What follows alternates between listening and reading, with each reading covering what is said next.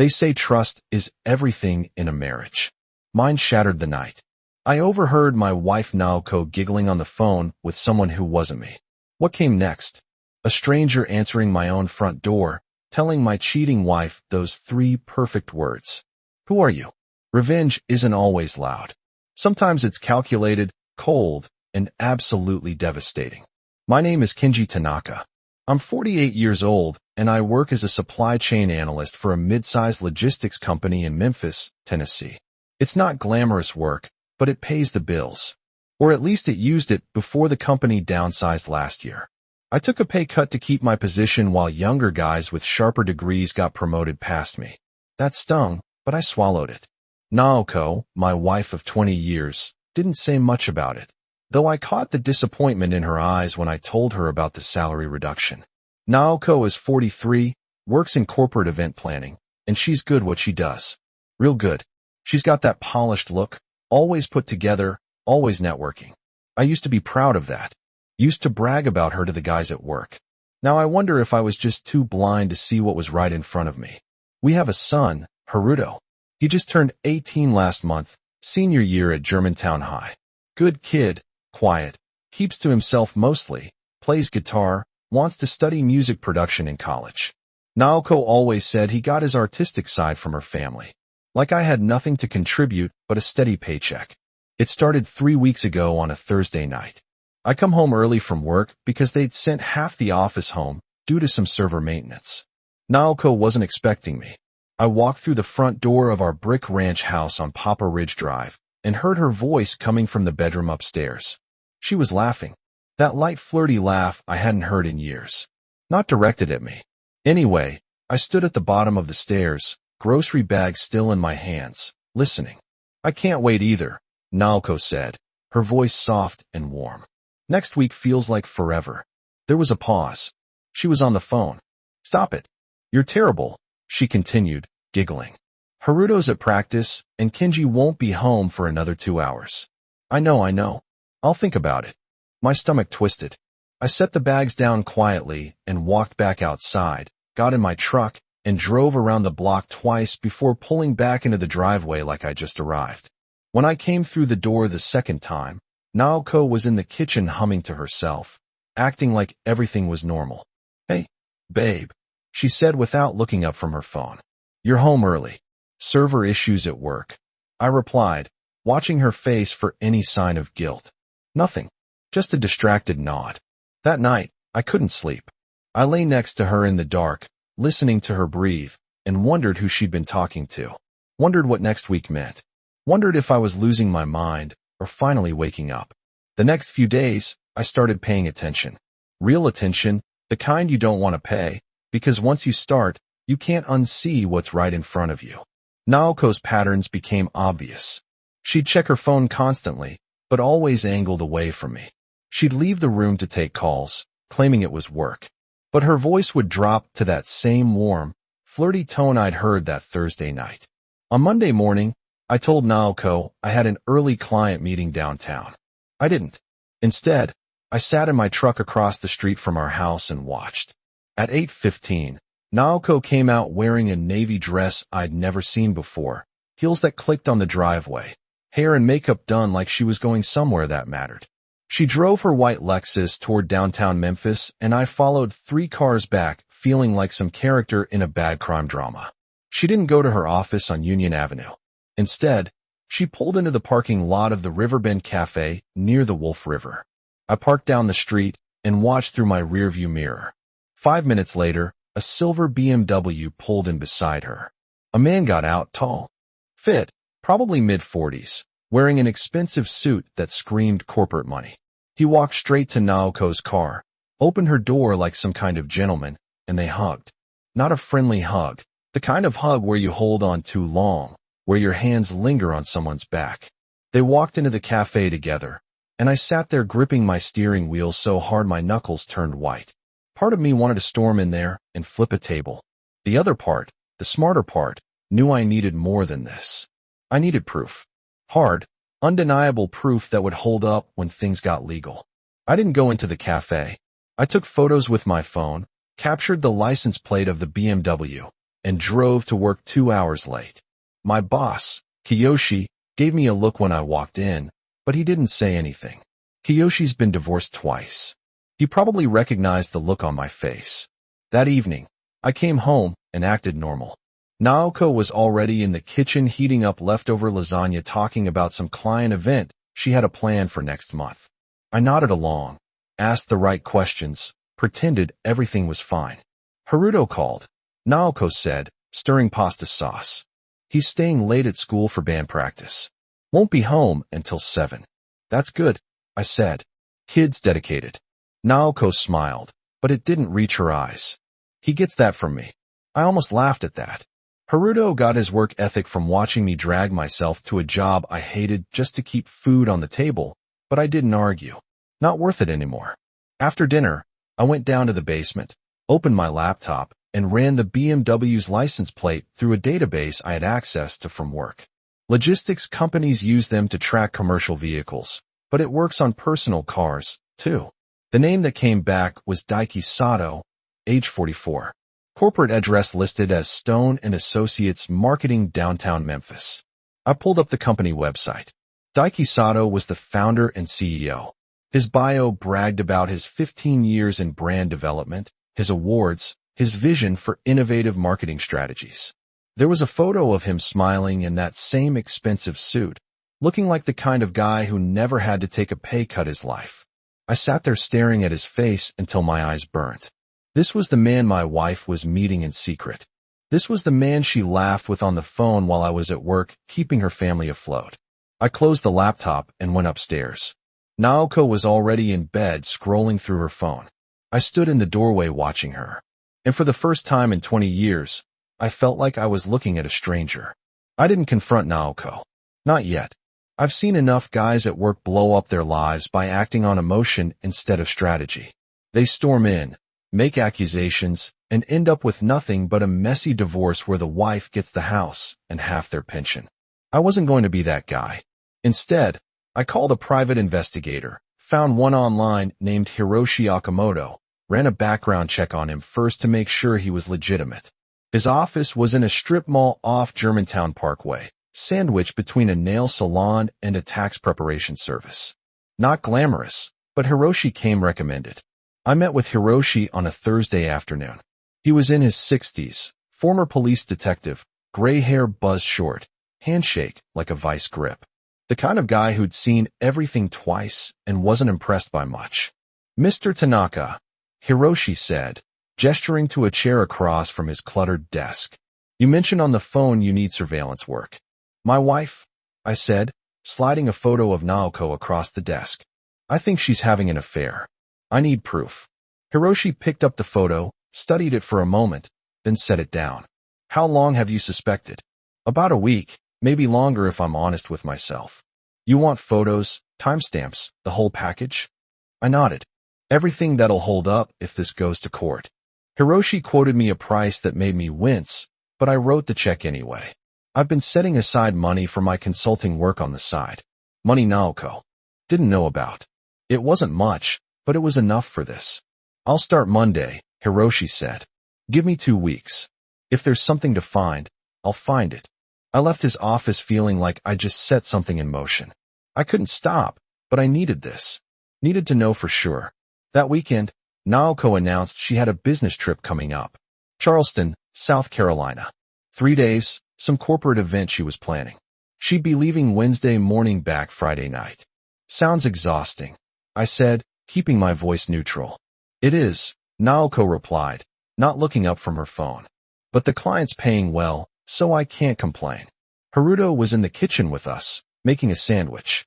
He glanced at his mother, then at me, and I saw something in his eyes.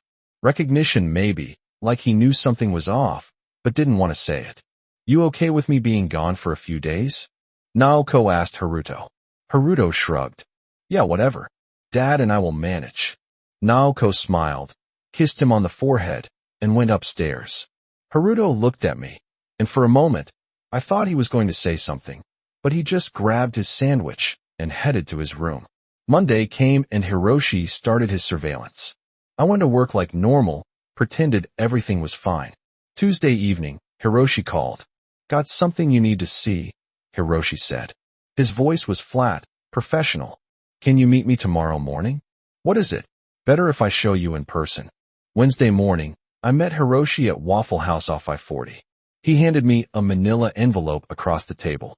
Inside were photos, dozens of them. Naoko and Daiki Sato at the Riverbend Cafe. Naoko and Daiki Sato at a hotel parking lot near the airport. Naoko and Daiki Sato walking into a room at the Courtyard Inn, his hand on the small of her back. Every photo was time-stamped. Every photo was clear. There was no ambiguity.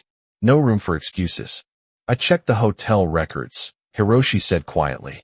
The room was registered under his name. They were there for 3 hours yesterday afternoon. I stared at the photos, feeling something cold settle in my chest. Not anger, not yet.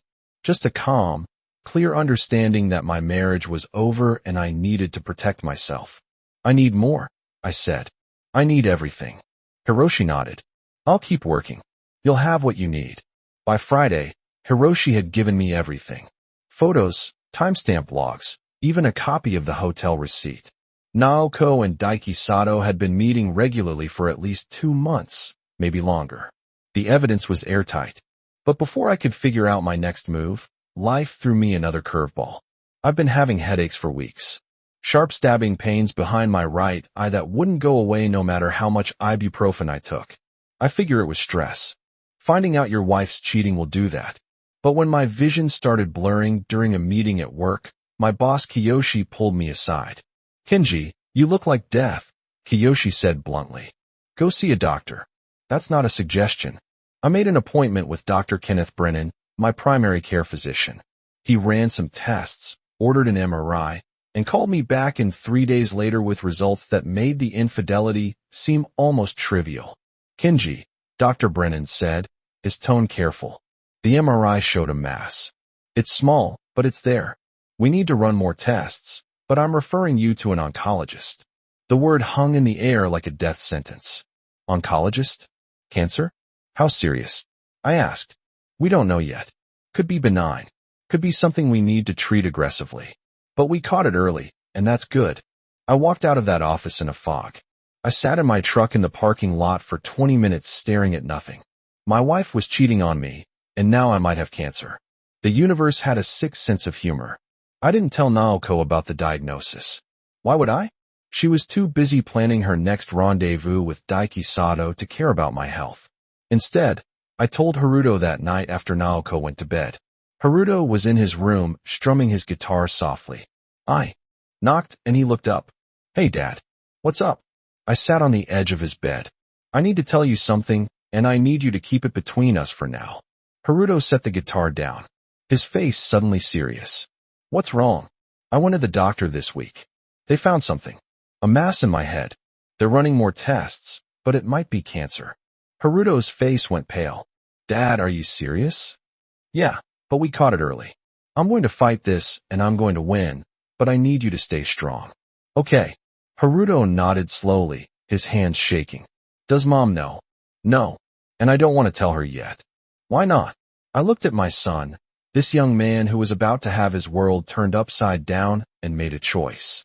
He deserved the truth. Because your mother's been lying to us, Haruto, and I don't trust her with this right now. Haruto stared at me, and I saw the understanding dawn in his eyes. He wasn't a kid anymore. He knew something was broken in this house long before I confirmed it.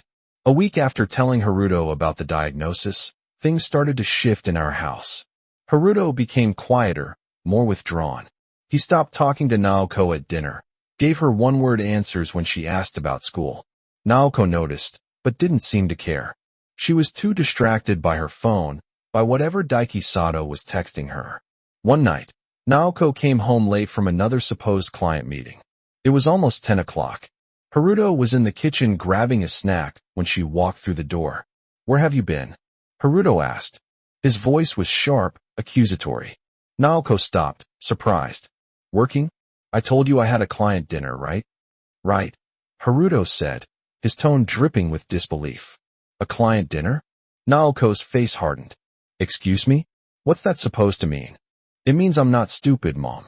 None of us are stupid. I was in the living room listening. I stood up and walked to the kitchen doorway. Naoko saw me and her expression shifted to defensive anger. Kenji, are you going to let him talk to me like this? Naoko demanded. Let him speak, I said calmly. He's got something to say. Haruto looked at his mother, and I could see years of frustration building up behind his eyes. You think we don't notice? You think Dad doesn't notice? Naoko's face went pale. Notice what? That you're never here anymore. That you're always on your phone. That you don't care about us. Haruto, that's not fair. Naoko started, but Haruto cut her off. You know what's not fair? Haruto's voice rose. Dad's sick. He's actually sick. And you don't even know because you're too busy with whoever you're seeing. Naoko froze. Her eyes darted to me. Kenji, what is he talking about? I have a medical condition, I said evenly. The doctors are running tests. I told Haruto because he deserves to know. And you didn't tell me. Naoko's voice was shrill now. Why would I? I asked. You've made it clear where your priorities are. Naoko's face twisted with something between guilt and rage. Then she did something I'll never forget. She looked at Haruto, her own son, and said the words had destroyed whatever was left of our family. You want to know the truth, Haruto? Yes, I've been seeing someone. Someone who actually appreciates me. Someone who doesn't make me feel like I wasted my life. The silence in the kitchen was deafening. Haruto stared at his mother like she'd slapped him. His name is Daiki. Naoko continued, her voice bitter. And he's a better man than your father will ever be. Haruto's hands clenched into fists. Get out. What? Naoko blinked. Get out of this house, Haruto repeated, his voice shaking. You don't get to say that about Dad. Not after everything he's done for us. Naoko looked at me, expecting me to intervene. But I just stood there, arms crossed, watching her realize what she'd just done. Fine, Naoko said finally. She grabbed her purse and keys. I'll stay at a hotel, but we're going to talk about this, Kenji. No, I said quietly. We're not. You just said everything that needed to be said. Naoko left. The door slammed behind her. Haruto stood in the kitchen, breathing hard, tears streaming down his face. I walked over and put my hand on his shoulder. You okay? I asked. No, Haruto said. But I will be. The next morning, I woke up with absolute clarity. Naoko had shown her true colors, and now it was time to protect what was mine. I called my attorney, Yusuke Mori, a family law specialist Hiroshi had recommended. Yusuke's office was in East Memphis, and I met with him that afternoon. Yusuke was in his early 50s, gray suit, sharp eyes. He listened to my story without interruption, took notes, and when I finished, he leaned back in his chair. You've got a strong case, Yusuke said. The evidence Hiroshi gathered is solid. The fact that she admitted the affair to your son in front of you is even better, but we need to move fast. What do you recommend? I asked. First, we file for divorce immediately. North Carolina allows alienation of affection lawsuits, so we'll file against Daiki Sato as well. Second, we secure your assets. What's the house situation? The house is in both our names. We bought it together 12 years ago. Yusuke nodded. We'll need to address that. What about bank accounts? We have a joint checking and savings. I also have a separate account from my consulting work that Naoko doesn't know about. Move your money out of the joint accounts today. Open a new account in your name only. Document every transaction. We don't want her claiming you had assets, but we also don't want her draining the accounts out of spite. I left Yusuke's office and went straight to First Horizon Bank on Poplar Avenue. The banker, a woman named Susan Reed, helped me close the joint accounts and transfer my half into a new personal account.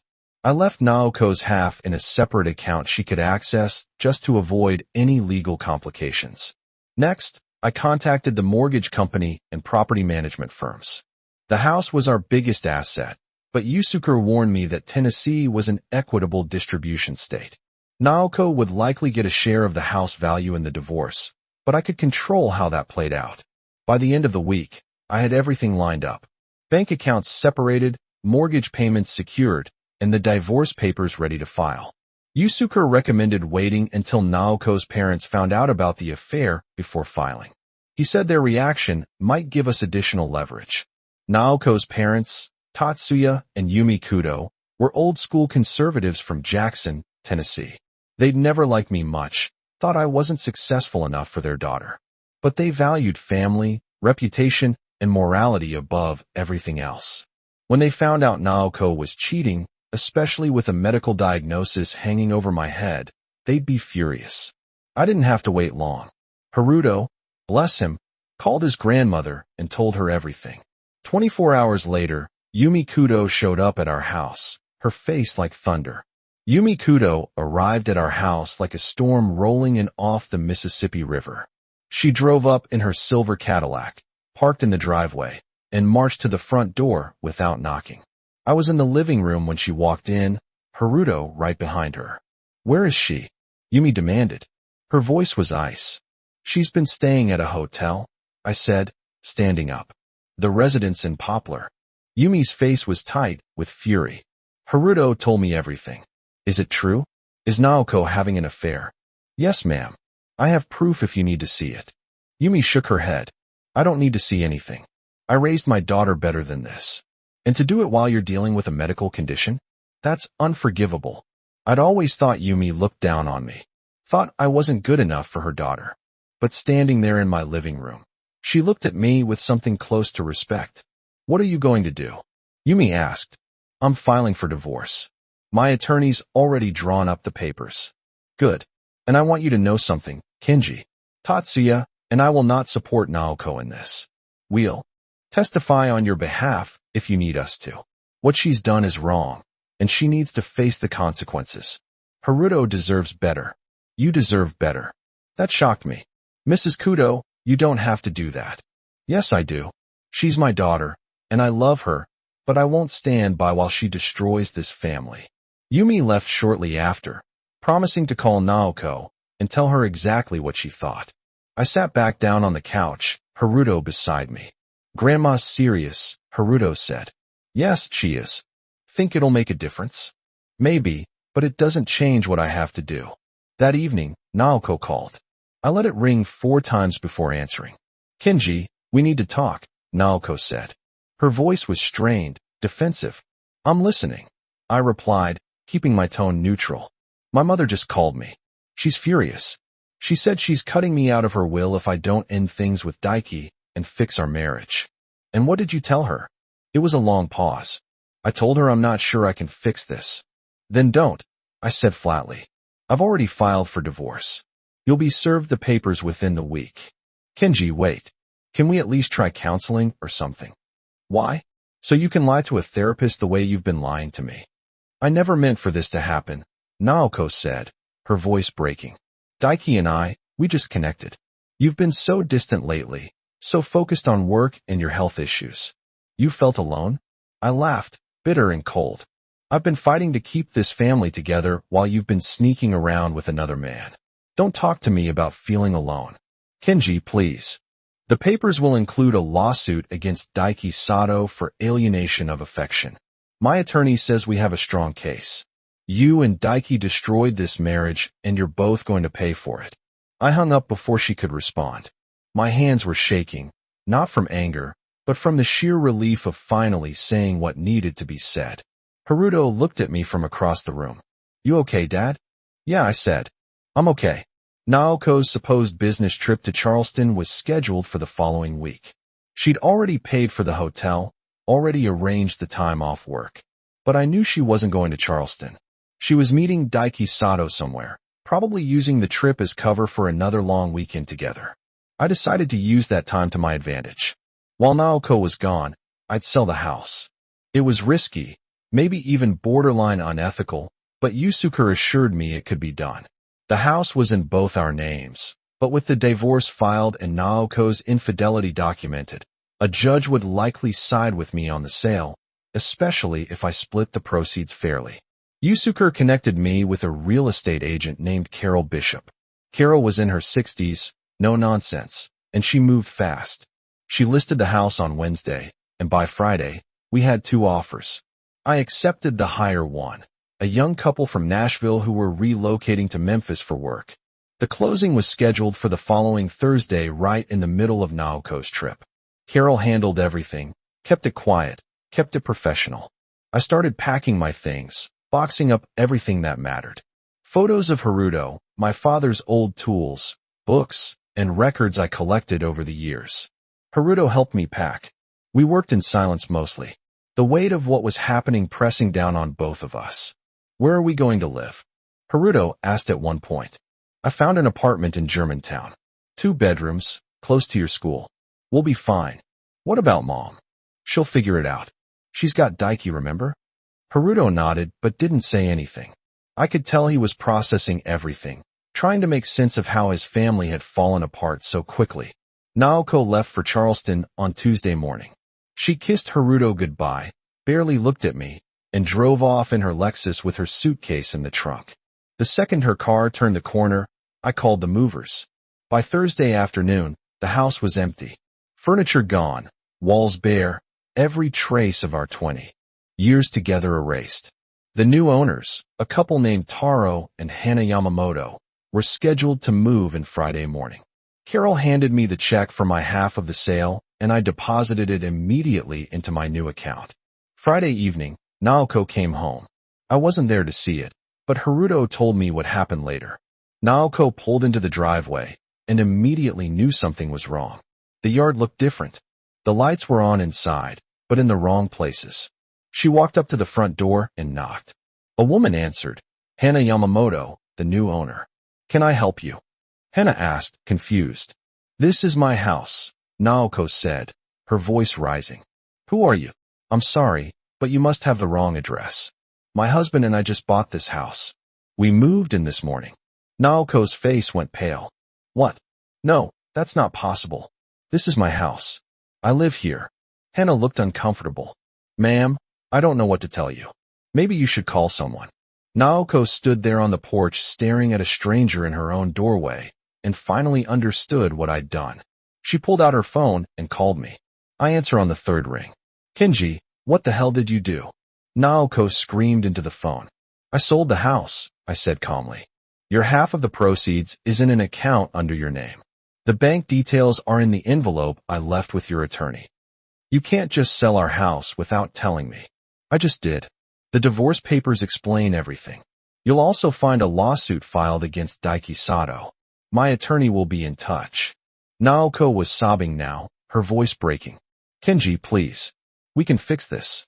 No, Naoko, we can't. Goodbye. I hung up and turned off my phone.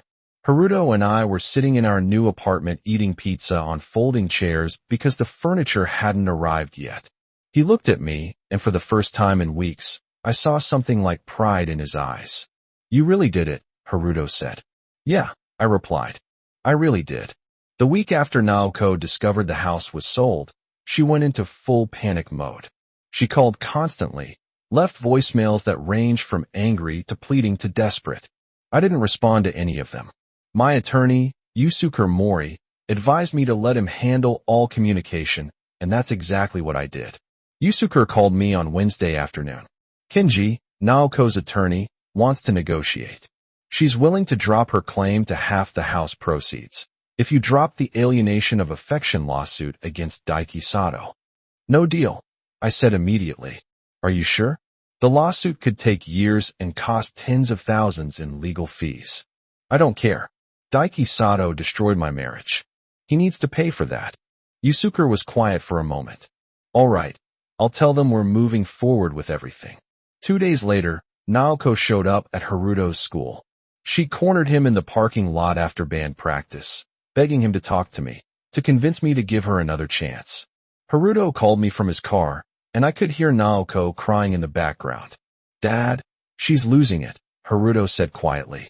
She keeps saying she made a mistake, that she wants to fix things. Do you want to talk to her? I asked. No, I just want to go home. Then leave. If she follows you, call the police. Haruto did exactly that. Naoko didn't follow, but she did call me an hour later. Her voice raw from crying. Kenji, please. I'll do anything. I'll end things with Daiki. I'll go to therapy. Whatever you want. It's too late for that, I said. You made your choice when you told our son that Daiki was a better man than me. You destroyed this family, Naoko. Not me. I was angry. I didn't mean it. Yes, you did. And now you have to live with it. She hung up. I didn't hear from her again for several days.